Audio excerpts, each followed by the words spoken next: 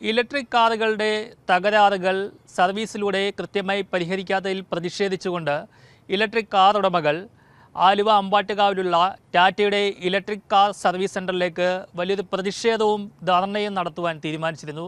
അതിൻ്റെ ഭാഗമായിട്ടാണ് നിങ്ങളിപ്പോൾ ഈ ദൃശ്യങ്ങളിൽ കാണുന്ന കാറിന് മുന്നിൽ ഒരു വടം കെട്ടിവെച്ചിരിക്കുന്നത് കാണുന്നത്. തൊട്ടു പിന്നാലെ കുറേ ഇലക്ട്രിക് കാറുകളും നിങ്ങൾക്ക് കാണാൻ കഴിയുന്നുണ്ട്. ഇത് ആലുവ മുട്ടം മെട്രോ റെയിൽ സ്റ്റേഷന് സമീപത്തായിട്ടാണ് ഇവർ തടിച്ചുകൂടിയത്. പിന്നീട് ഇവിടെ നിന്നും വടം കെട്ടിക്കൊണ്ട് ഈ കാറ് വലിച്ചുകൊണ്ട് അമ്പാട്ടുകാവിലെ ഷോറൂമിലേക്ക് പോകുവാനായിരുന്നു തീരുമാനം. എന്നാൽ ഇത് മണത്തറിഞ്ഞ സർവീസ് സെൻ്ററുകാർ വേഗം തന്നെ ഉടമകളെ ഒരു ചർച്ചയ്ക്ക് വിളിക്കുകയായിരുന്നു. ഈ സമരം തുടങ്ങുന്നതിന് തൊട്ടു മുമ്പ് തന്നെ അങ്ങനെ ഈ ഉടമകൾ ഷോറൂമിലേക്ക് എത്തി.